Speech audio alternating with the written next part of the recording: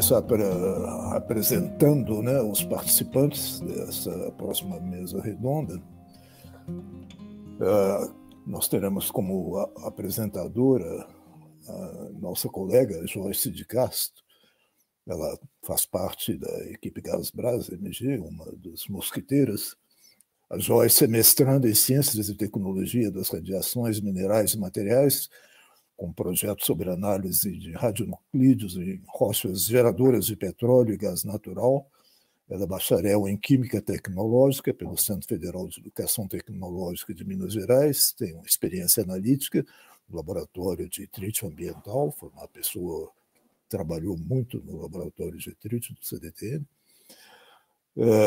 Tem experiência em análises de enriquecimento eletrolítico, espectrometria de cintilação líquida no CDTN, atuação em análises químicas laboratoriais com ênfase em análise instrumental. Ela está também completando o seu mestrado e o tema dela de mestrado foi justamente essa parte analítica da estação de gás não convencional. O debatedor vai ser o engenheiro Marcelo Valinhas, da Petrobras. Ele é graduado em agronomia pela Universidade Federal do Rio de Janeiro, com especialização em geoprocessamento pela Federal do Rio de Janeiro também, com um MBA em gestão ambiental pela Fundação Getúlio Vargas, mestre em engenharia ambiental pelo Instituto Federal de Educação e Ciência e Tecnologia Fluminense. Atua como engenheiro de meio ambiente da Petrobras na função de gerente setorial de resíduos de exploração e produção de NORM da unidade de serviços de logística onshore, gerencia o depósito de resíduos contaminados com NORM provenientes da exploração de óleo nas unidades marítimas do sul e sudeste do Brasil. Essa parte que o Marcelo trabalha na Petrobras, eu também tive a oportunidade de conhecer, é uma produção enorme de NORM, né? É um trabalho enorme que a Petrobras está tendo, né, há muito tempo, sendo pressionada pelos órgãos reguladores, inclusive a CNEM, né, para fazer esse tratamento. O Marcelo é uma das pessoas que está na cabeça, né, de enfrentar esse enorme desafio. Então, ele tem uma experiência muito preciosa para colocar aqui para nós também durante esse debate. Ok, posto isso, eu então passo a palavra para a Joyce, para você fazer a sua apresentação, Joyce. Bom dia a todos. Agradeço mais uma vez a oportunidade de estar aqui, né, debatendo um assunto tão interessante, tão relevante hoje no cenário. Bom, como o professor Rubens já disse, antes de começar, né, eu vou compartilhar minha tela para vocês, para a gente começar a conversar. Como o professor Rubens já disse, né, eu sou a Joyce, eu faço mestrado hoje no CDTN, na área ambiental. A minha pesquisa está inserida dentro do projeto Gasbras, né, então, desde 2019, eu tenho a honra de poder participar no desenvolvimento de alguns projetos e algumas atividades com a equipe Gasbras em Minas Gerais, junto com os mosqueteiros, né, como a Jussara disse no início, na abertura do seminário. E hoje a gente vai discutir um pouco sobre uma dessas linhas de pesquisa do projeto. Bom, inicialmente, né, o projeto Gasbras, né, como dito, é uma rede de pesquisa e desenvolvimento em gás não convencional no Brasil, formada por instituições de vários estados brasileiros, né?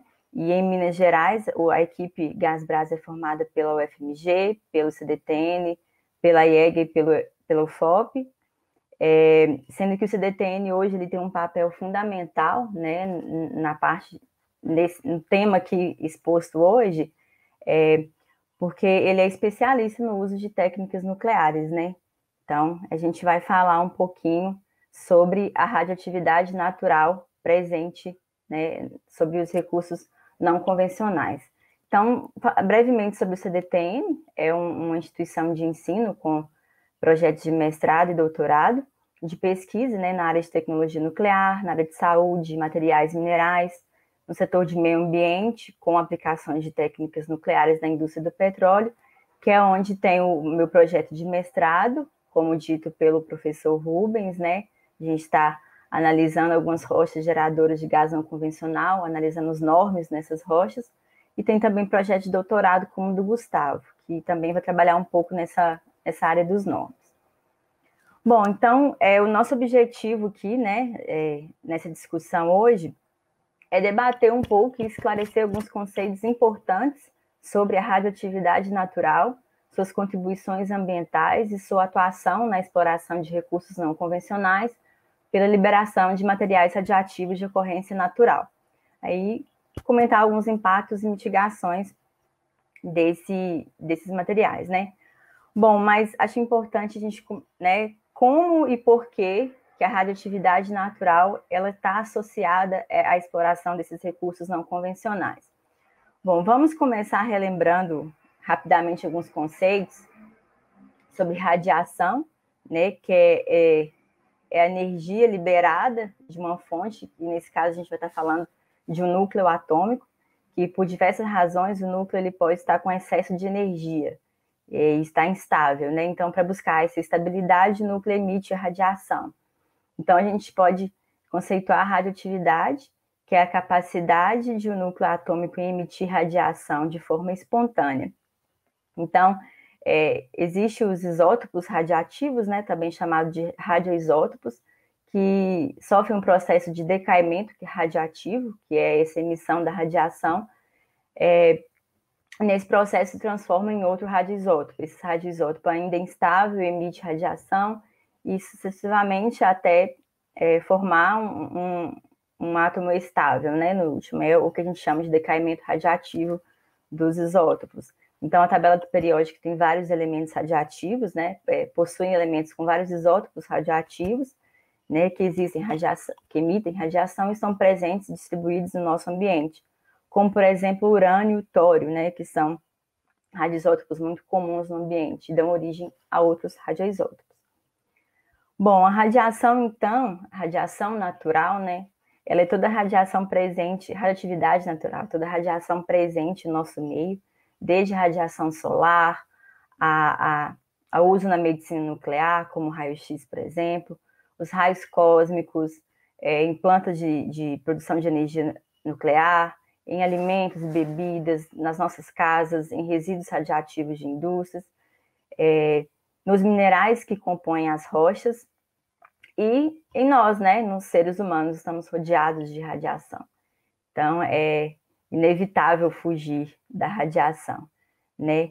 E essa radioatividade, ela pode ser dividida, né, em natural e artificial, sendo que apenas 18% dessa radioatividade advém de fontes artificiais, como o uso na área nuclear e na área de medicina, e os outros 82% são a radioatividade natural que temos, né, nas rochas, dos raios cósmicos, em nós, né, humanos, na alimentação.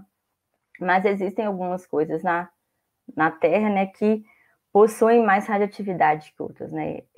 Isso acontece porque eles possuem uma maior concentração desses radioisótopos, né, de elementos radioativos, como é o caso, por exemplo, de algumas rochas presentes lá no subsolo. Então, esses materiais radioativos de ocorrência natural, responsáveis por essa radioatividade, né, são os conhecidos NORM, da sigla em inglês, que no português significa materiais radioativos de ocorrência natural. Esses materiais, eles ocorrem em baixas concentrações no ambiente, mas existem algumas atividades humanas que podem ocasionar o aumento da concentração desses materiais no ambiente. Alguns exemplos de normas muito comuns, né, e primordiais no planeta são o potássio 40, o urânio 238 e tório 232, que dão origem a outros radioisótopos pela sua série de decaimento, como o rádio e o radônio, por exemplo. Algumas atividades que podem ocasionar, né, o aumento da concentração desses novos no ambiente por exemplo, a mineração, muito comum, né, no estado de Minas, a produção de fertilizantes, de terras raras e a exploração e produção de petróleo e gás natural. Bom, e para compreendermos um pouco, então, a ligação, né, da radioatividade com a exploração não convencional, é importante diferenciarmos a questão do sistema convencional e do não convencional de óleo e gás, sendo que a principal diferença é a presença no sistema não convencional, as rochas reservatórios são rochas de baixa permeabilidade, a rocha que contém o gás, né? Então essa baixa permeabilidade faz com que seja necessária uma estimulação para a liberação desse gás. Essas rochas, além do gás, eles possuem alguns minerais que contêm minerais de, por exemplo, urânio e tório, que são elementos radioativos.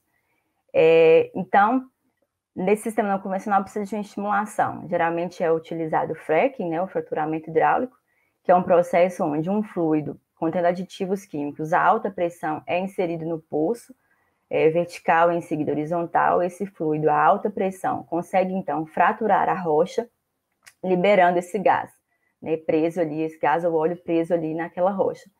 Mas, ao liberar o gás, pode ocorrer também a liberação desses materiais radioativos de ocorrência natural presentes ali na rocha.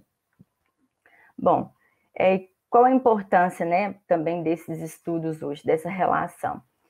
Nos últimos anos, houve um aumento considerável da produção de gás natural por métodos não convencionais em vários países pelo mundo. O mapa da figura mostra alguns países em destaque com grandes potenciais de reservas de gás de folhelo, que é o conhecido shale gas, que é o gás ali presente na rocha, né, no folhelo, sendo esses dois países em destaque, né, os maiores, a China e a Argentina.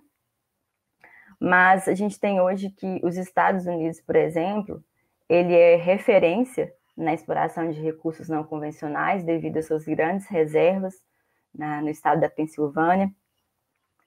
Destaque que em 2013, os Estados Unidos, a extração de gás de folhelo cresceu tanto, né, que o país alcançou cerca de 40% da produção total de gás natural no país através da exploração não convencional.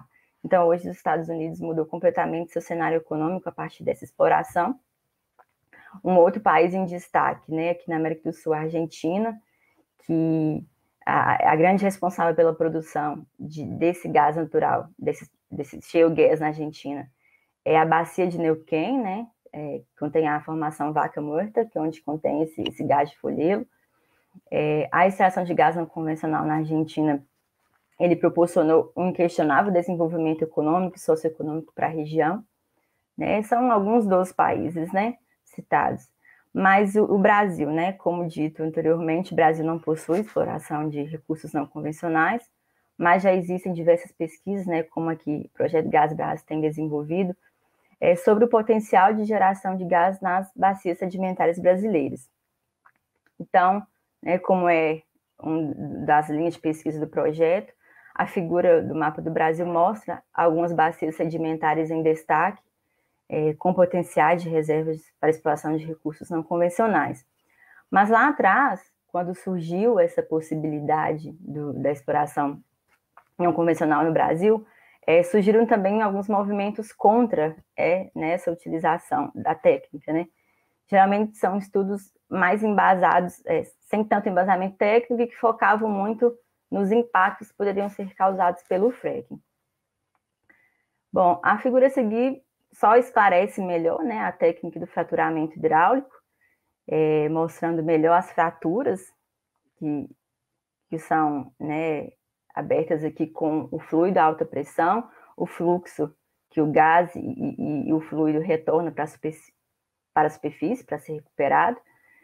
É sabido que um poço nesse sistema, ele pode fazer vários fraturamentos horizontais em diferentes alcances, que isso dá uma característica específica para esse processo, onde esses poços horizontais podem atingir rochas que antes eram inatingíveis pela técnica convencional.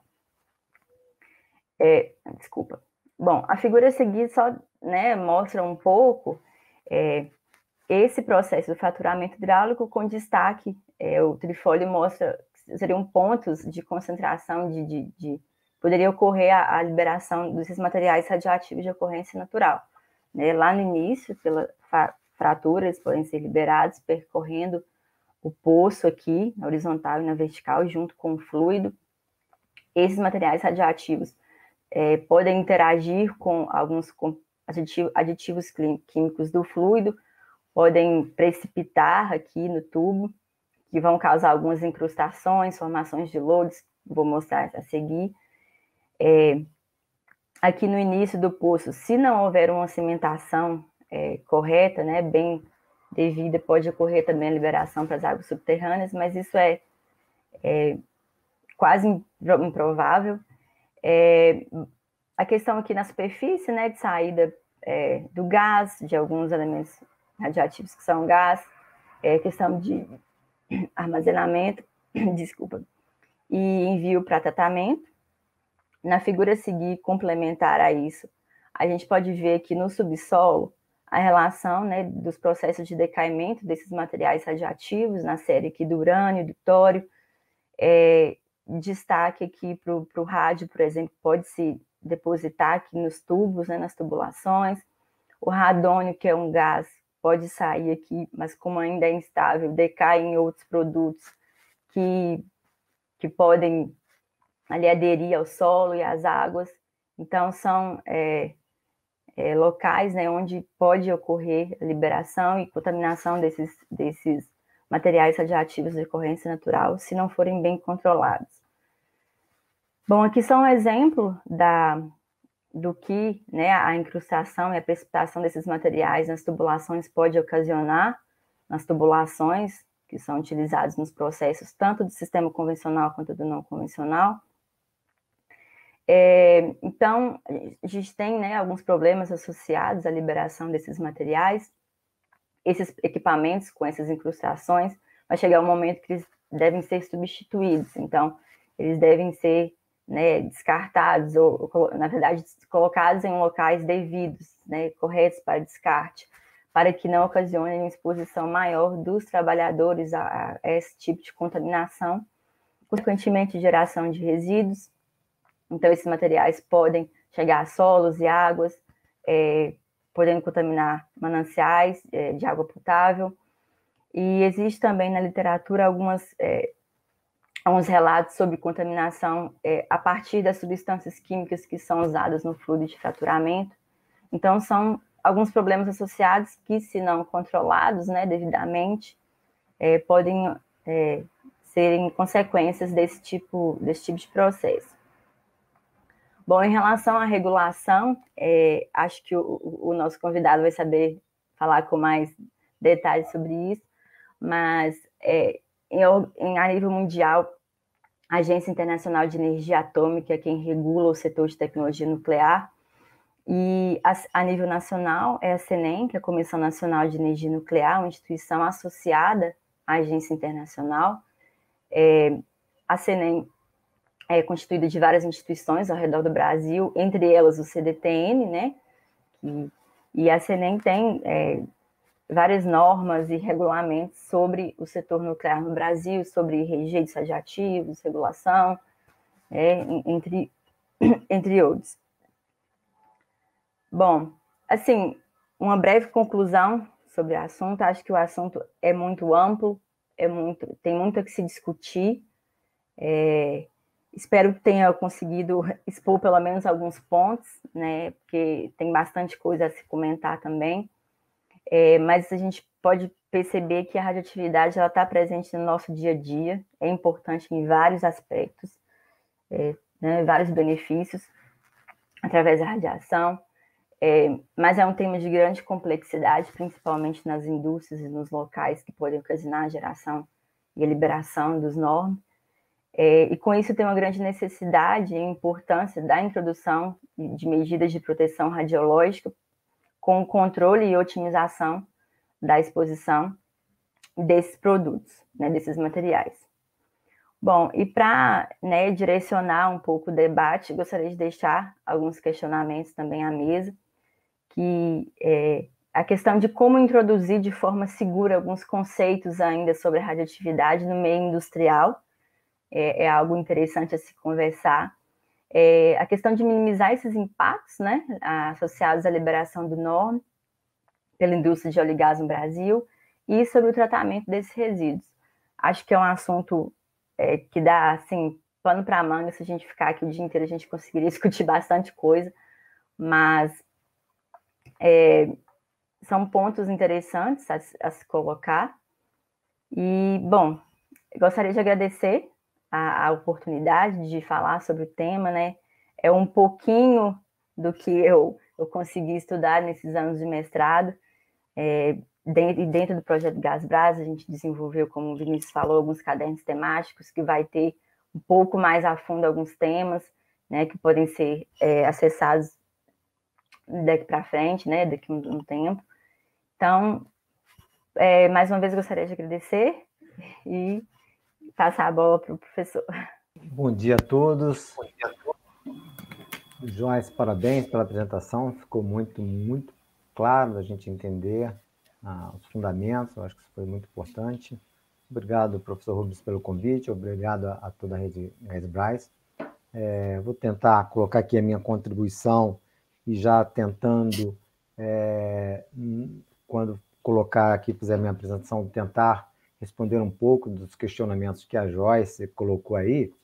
E, para facilitar, eu gostaria de fazer um compartilhamento da minha tela. Vou colocar aqui para vocês. Então, vocês estão vendo aqui, a minha ideia é fazer uma abordagem comparativa, tentando mostrar. Eu não tenho conhecimento do assunto de gás não convencional em profundidade, né? Eu recebi esse convite do professor Rubens, eu fiquei muito curioso e busquei uma inspiração de como eu poderia contribuir para esse debate, como eu poderia contribuir para esse evento. Tem muitos pesquisadores, eu não sou pesquisador, eu sou muito da linha de atuação, atuo como gerente de uma área de resíduos na Petrobras, e isso traz para a gente uma experiência, mas assim, como é que eu falaria isso aqui, como é que eu poderia contribuir para esse debate, já que eu estou trabalhando numa indústria convencional, né? E eu percebi no convite que o foco que estava sendo dado aqui era muito de impactos ambientais, aspectos regulatórios e comunicação. Então, os painéis tinham essa linha e eu estou tentando montar aqui uma contribuição para esse debate nesse sentido, de como é que a gente faz isso. E eu tive, nessa busca dessa inspiração, eu lembrei de uma apresentação que eu vi num seminário sobre norme, então muito pertinente com o que a gente estava vendo aqui, que era uma apresentação que foi feita num seminário, no Simpósio Internacional de Norme, e eu fiz lá uma apresentação também falando dos aspectos de norma na indústria de óleo e gás, e em paralelo teve uma apresentação do Dr. David Allard, que é diretor do escritório de radioproteção da Pensilvânia, e aí, ao estudar isso, eu fiquei vendo as comparações entre a minha apresentação e o que foi feito, e ele me trouxe muita informações. Se vocês tiverem interesse, no site da Agência Internacional de Energia Atômica, esse que está aqui na tela, vocês têm essas duas apresentações e tem bastante informação nesse sentido lá. Então, o que foi colocado nessas apresentações? Primeiro, a Joyce já colocou bem aí os conceitos de mapeamento, de onde que tem, como é que é distribuído nos Estados Unidos. Aqui no Brasil a gente também fez a mesma coisa, quais são as plataformas que a gente tem produção de óleo, onde é que a gente tem a geração de petróleo e como é que a gente faz essa extração. Depois a gente viu que tanto ele falava na apresentação dele do grande campo que eles têm lá, do Marcelo Shell lá, e nós mostramos também como é que era a geração da indústria de óleo e gás, como é que a gente tinha essa formação e quais os conhecimentos, né, que a gente tem que ter para poder identificar antecipadamente. E aí eu acho que vai muito nisso de que como é que a gente minimiza impactos. Eu acho que muito é conhecendo aquilo que a gente vai ter que fazer. Então, o monitoramento é um aspecto muito importante para essa questão. Então, a gente tem que começar a monitorar para depois a gente ver como é que a gente vai tendo essa geração de resíduos, a gente fazer essa destinação. E, em seguida, eu acabei verificando que o que eles têm lá nos Estados Unidos, a gente tem uma similaridade muito grande aqui com o que nós temos. Então, lá foi identificado uma tendência de crescimento na geração, lá eles chamam de T-norme, né?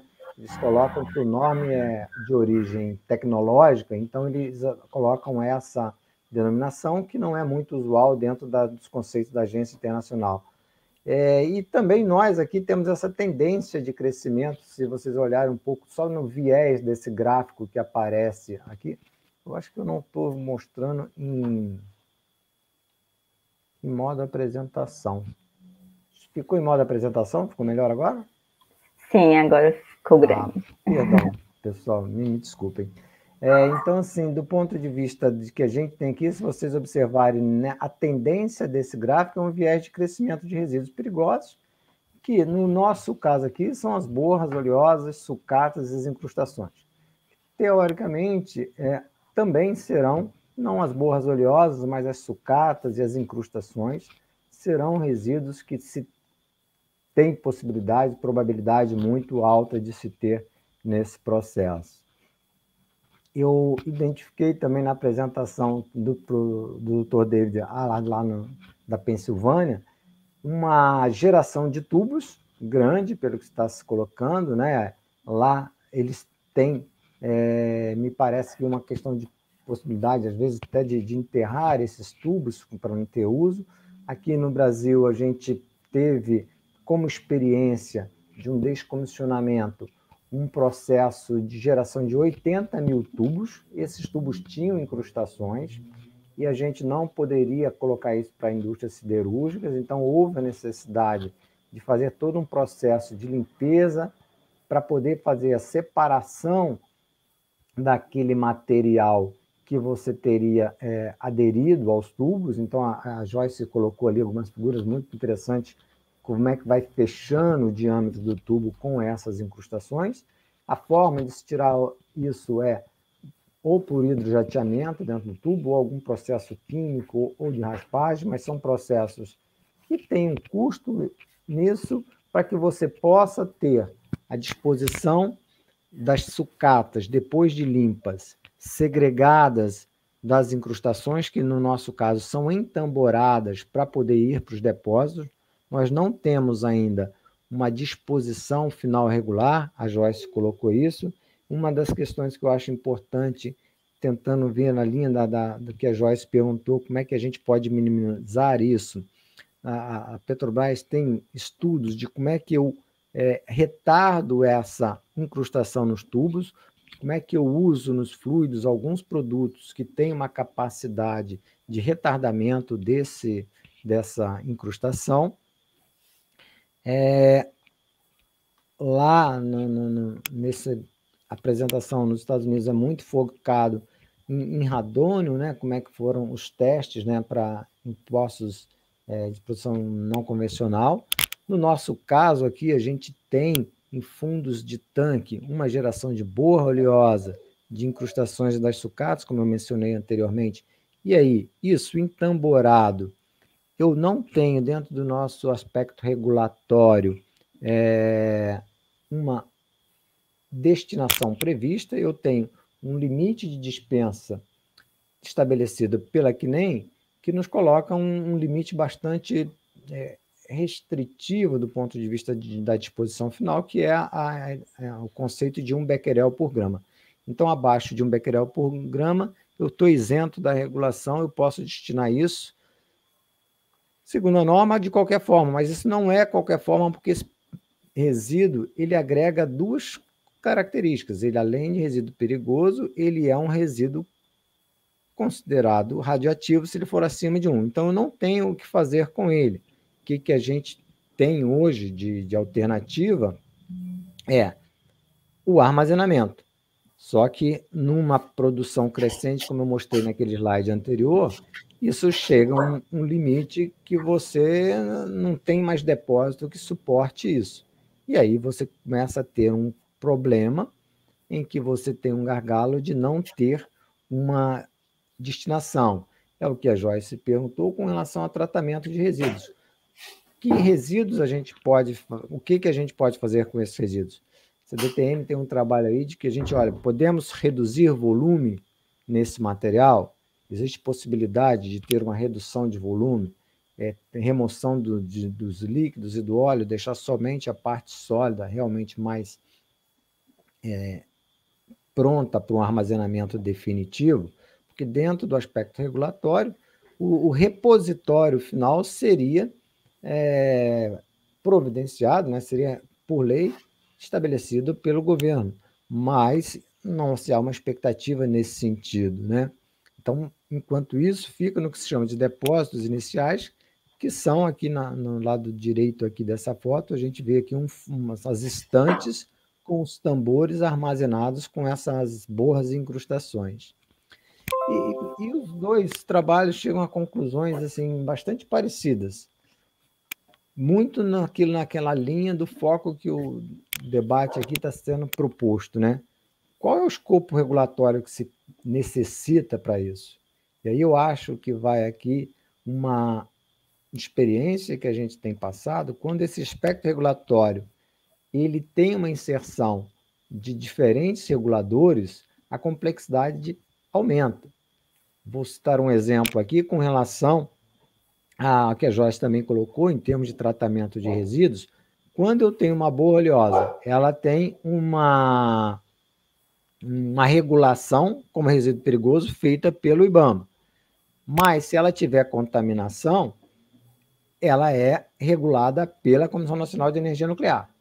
Só que esse limite fica ambíguo, porque, por exemplo, licenciar o depósito, do ponto de vista ambiental, é feito pela IBAMA. Do ponto de vista de radioproteção, é feita pela CNEM. E quem vem primeiro, quem vem depois, onde a gente começa, onde a gente faz, como é que a gente associa essas questões. Então, vejo que no processo dos não convencionais, essas sobreposições de regulação, ainda mais vendo pelas apresentações hoje, vai ter uma sobreposição muito forte também com os agentes reguladores de águas, né? Então vão ser muitos reguladores atuando muito, muito fortemente. E o que a gente vê também de desafios, né? Uma necessidade de estudos, uma questão de realmente de todos os impactos envolvidos estão integrados, estão associados, isso gera uma complexidade no processo muito grande, e todas as questões têm que estar muito associadas com o risco. Então, essas informações, como é que a gente minimiza impactos, Joyce? Eu acho que primeiro, conhecendo, segundo, tendo toda uma análise de risco muito, muito bem feita. Eu achei muito interessante essa ideia que foi colocada nas apresentações dos painéis anteriores, de um poço transparente, de como é que a gente faz isso, porque a comunicação é muito grande. Eu chamo que nós temos aqui uma normifobia, todo um medo da sociedade com relação ao símbolo radioativo que aparece, mesmo com níveis de radiação muito baixos, isso cria uma complexidade na forma como você tem que tratar, na forma como você tem que dispor, na forma como você tem que fazer a logística desse material, na forma como você tem que fazer toda a comunicação e proteção dos trabalhadores, porque toda a indústria, na hora que se propõe a fazer isso dentro do conceito que hoje se tem, que as indústrias têm que estar cada vez mais transparentes, precisa ter a questão de pilares muito fortes, né? Proteção do trabalhador, então toda a questão de radioproteção é fundamental, toda a questão de proteção do meio ambiente é fundamental, e isso envolve tanto os aspectos ambientais como os aspectos de radioatividade, e como é que vai ser superado. Eu acho que para o grupo que trabalha com os não convencionais, vocês terão que superar 2 medos simultâneos, né? O medo do que já se tem por causa do FREC e o medo quando se tiver isso associado com o símbolo da radiação. E vejo que vocês estão num caminho muito bom, me deu muita alegria ver o trabalho aqui realizado, Porque, realmente, somente com conhecimento, somente com a pesquisa, somente com as informações, seremos capazes de superar esse medo desses dois processos aí. Eu acho que é isso, Joyce, tentando colocar aí um pouco mais de respostas assim, para você, das formas de tratamento que existem. Realmente, hoje a gente tem muito pouca opção. Hoje a gente tem aqui dentro dos nossos projetos depósitos como uma alternativa, ela tem que ter finita em algum momento. A gente vê que nos Estados Unidos existe alternativas de tratamento para esse tipo de resíduos, e com isso a gente já tem projetos de exportação desse material para ver se é possível, realmente, já que eles permitem a reinjeção.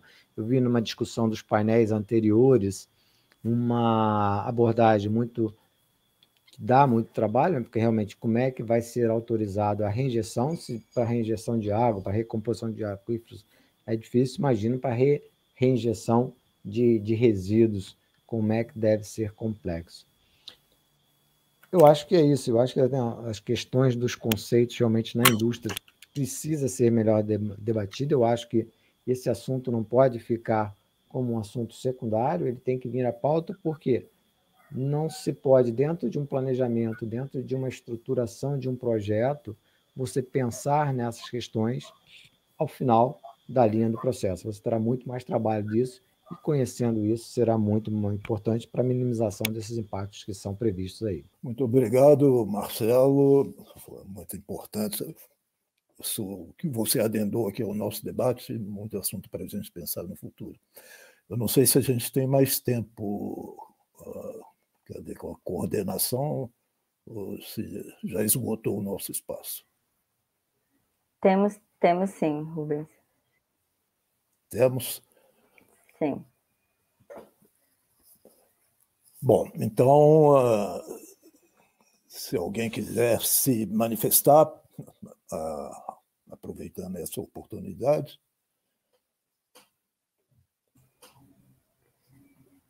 Eu gostaria de... Desculpa. Não, só de frisar essa questão daquele primeiro questionamento que eu coloquei ao final, de como introduzir, né, sobre a questão dos conceitos radioativos nas indústrias. Acho que o Marcelo conseguiu falar sobre a importância da comunicação nesse papel. E eu acho que hoje, isso que a gente está vivendo, esses seminários, a oportunidade que o GasBras está dando para a gente discutir sobre isso, é o início, né, o pontapé inicial para a gente conseguir disseminar a questão da radioatividade e tentar quebrar um pouco esse tabu quando se fala de radioatividade no meio, na sociedade em geral, quanto no setor industrial, né? E acho que Rubens, o professor, é especialista nessa parte, por estar no CDTN, né, há tanto tempo, trabalhando com projetos nesse sentido. Eu vi aqui uma pergunta com relação a desafio de estocagem definitiva de registros nucleares da França.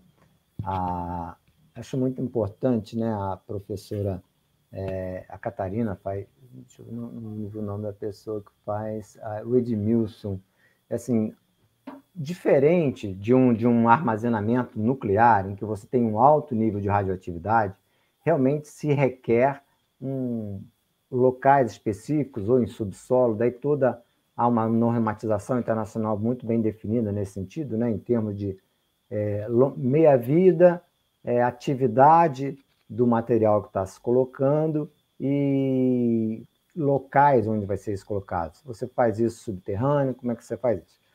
Mas no caso aqui que nós estamos tratando, trata-se muito mais de norme.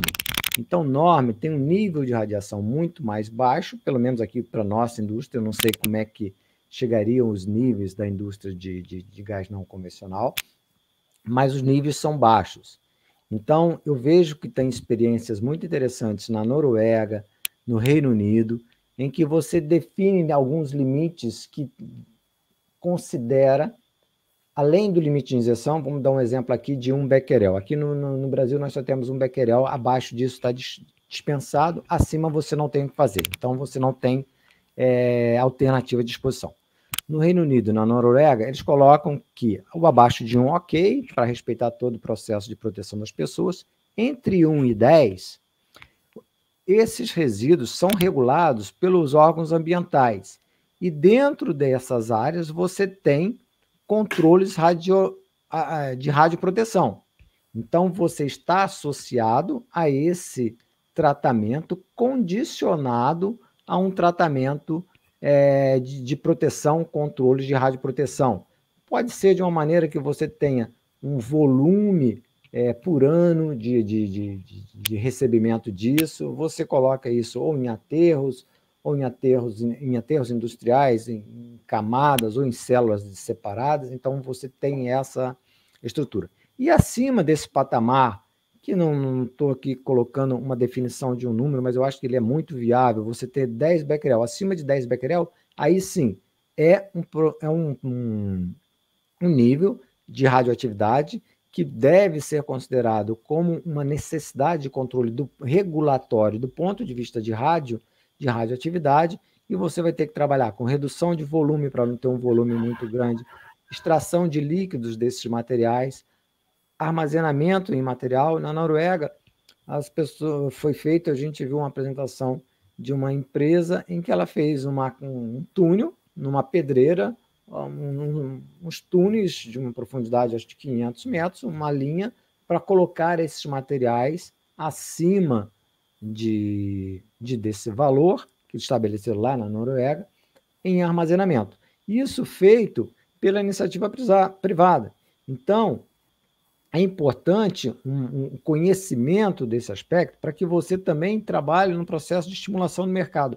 Quem vai ser responsável pelo tratamento dos resíduos dessas unidades produtoras? Será próprio gerador ou será estimulado um novo mercado de controle de resíduos, de geração de resíduos, de gerenciamento de resíduos especializados em resíduos perigosos, em resíduos radioativos? Qual é o caminho que se quer? Eu acho que é uma discussão muito interessante. Não sei se respondi a pergunta aqui da Catarina, do professor Edmilson.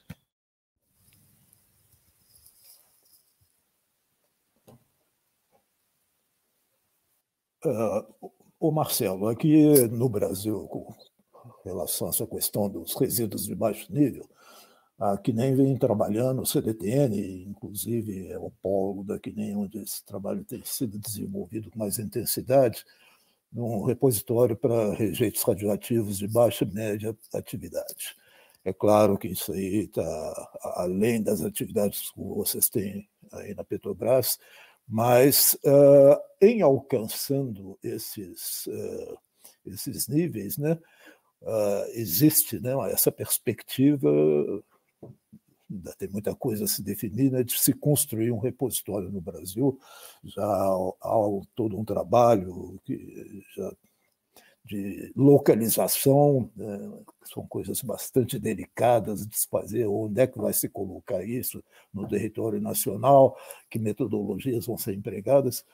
Agora, a experiência mais concreta que eu já tive foi muito interessante, foi lá na Alemanha, onde eu vi uma exploração de gás natural lá, numa região que tinha um minério que era até tinha um pouco de mercúrio. Eles faziam toda essa limpeza que você mencionou, com raspagem das tubulações, água em alta pressão, faziam a redução de tamanho, incorporavam depois o resíduo sólido que tinha, relativamente não tinha muita complexidade essa redução de volume, não. Mas havia uma redução bastante considerável, né? E o resíduo sólido eles incorporavam num tipo de cimento polimérico que eles desenvolveram ad hoc para essa finalidade, e conseguiram colocar, né, conseguiram a licença de colocar esses blocos de cimentos com o resíduo incorporado em aterro sanitário. Olha que na Alemanha, né, os verdes lá são bravos, né, são ferozes, mas conseguiram essa possibilidade. Ou seja, é tudo uma questão mesmo de desenvolvimento tecnológico. Agora, a gente não tem ainda, né, a gente está tateando, não sabe ainda qual vai ser a radioatividade. Há uma perspectiva de que possa ser o os normes do gás não convencional possam estar um pouco acima, um pouco, não sei quanto mais acima, do gás natural, os que vocês têm no petróleo, por causa das características orgânicas, né, do shale, do folhego, que o urânio tem uma certa afinidade, né, por matéria orgânica. Então, mas a gente ainda não tem esse dado quantitativamente. Daí que, por exemplo, a incepção do poço transparente, né, seria extremamente importante para ter esse dado. Sem isso, a gente vai sempre trabalhar com algum grau de projeção.